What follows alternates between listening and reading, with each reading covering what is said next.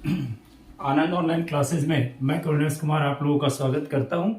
आज हम लोग हिंदी ग्रामर का सेक्शंस लेकर यानी हिंदी ग्रामर के टॉपिक्स अविकारी शब्द को लेकर चलने वाले हैं। आप लोगों को पहले मैं बता दे रहा हूं कि हिंदी एक ऐसा सब्जेक्ट है, यदि जितनी भी स्टेट लेवल कॉम्पिटिशन्स देने जाएंगे, चाहे जिस स्टेट का जाएं, आपको हिंदी क्वालिफाई करना बहुत ज़रूरी होता है।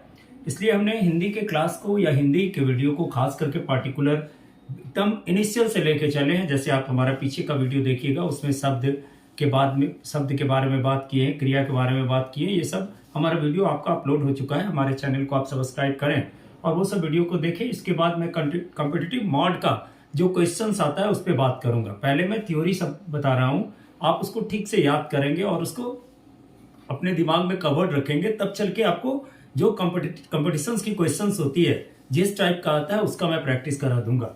तो आज मैं बात करने वाला हूं अविकारी शब्द का।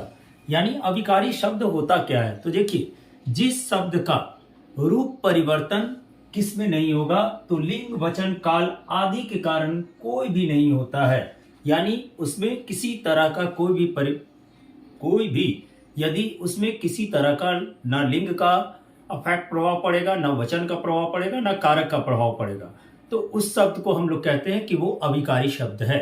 यानी यदि डिफिनेशंस में देखना है तो जो शब्द लिंग वचन काल आदि से प्रभावित नहीं होता है तथा हर लिंग वचन और काल में एक रूप में बने होते हैं, उसे क्या कहते हैं? अविकारी शब्द कहते हैं।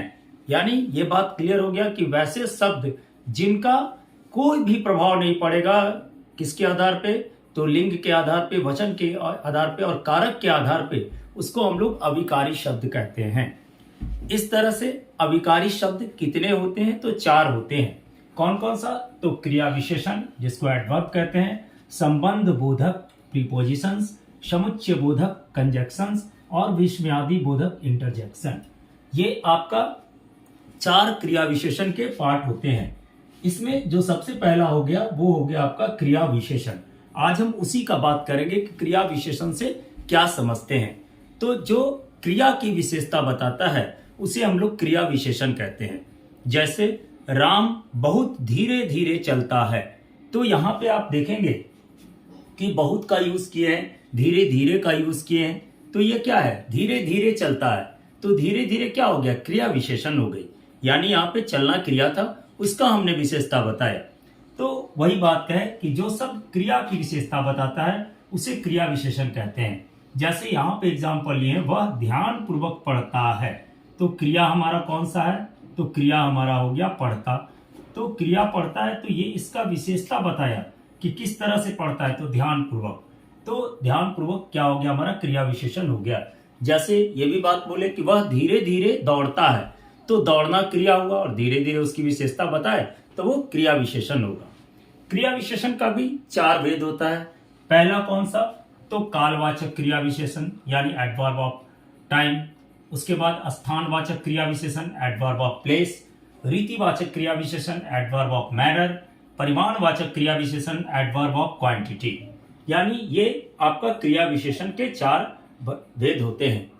अब सवाल है, कालवाचक क्रिया विशेषण किसको कहेंगे? तो काल का मतलब क्या होता है? समय। तो जो समय के आधार पर क्रिया विशेषता बताई जाएगी, यानी काल संबंधी विशेषता का बोध कराएगा, उसे हम लोग कालवाचक क्रिया विशेषण कहते हैं। जैसे वह शाम में पढ़ रहा था, तो पढ़ रहा था कब? तो शाम में। तो शाम उसका हो गया कालवाचक क्रिया विशेषण।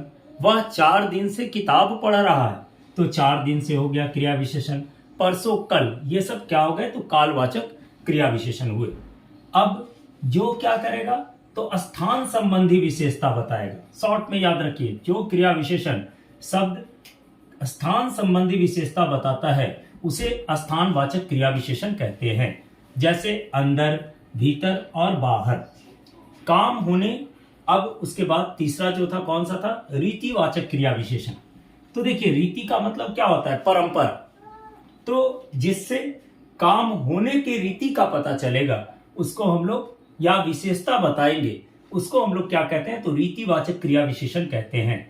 जैसे तेज, सुंदर, यदि हम विशेषण देख लें। गुणवाचक विशेषण को याद रखिए। गुणवाचक विशेषण जो होगा वो आपका रीतिवाचक क्रिया विशेषण का फॉर्म पकड़ेगा, यानी गुणवाचक विशेषण। इसको याद रखिएगा, गुणवाचक विशेषण के अंतर्गत जो आ रहा है वो आपका क्या आ रहा है, तो रीति के अनुसार रीतिवाचक क्रिया विशेषण कहलाएगा। जो परिमाण या मात्रा संबंधी विशेषता बताएगा, जो शब्द क्रिया विशेषण शब्द परिमाण या मात्रा संबंधी विशेषता बताएगा, उसको हम लोग क्या कहेंगे, तो परिमाणवाचक क्रिया विशेषण कहते हैं। जैसे घोड़ा बहुत अधिक, वह बहुत अधिक तेज दौड़ता है, वह अधिक से अधिक खाता है। तो यहाँ पे क्या बता रहे हैं, मात्रा बता रहे हैं कि कितना खाता है, तो वह अधिक से अधिक खाता है।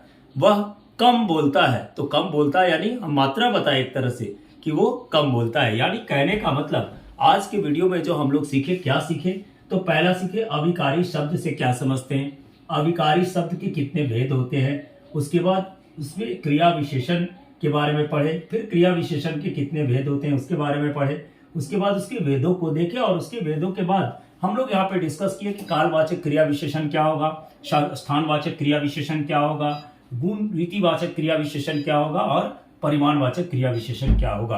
आप लोग इसको ट्रिकली याद कीजिएगा। कालवाचक काल को बताएगा, स्थानवाचक स्थान को बताएगा, और रीतिवाचक किसी के रीति को बताएगा या विधि को बताएगा, और परिमाणवाचक या मात्रा को, परिमाणवाचक या मात्रा जो होगा वो परिमाण या मात्रा को बताता है। चलिए आगे और फिर वीडियो अपलोड करते रहेंगे हिंदी ग्रामर का। आप लोग हमारा ये सेक्शंस को याद करेंगे, वीडियो को बार बार देखेंगे, इजी वे में याद हो जाएगा कि क्रिया विशेषण क्या है। चलिए, धन्यवाद।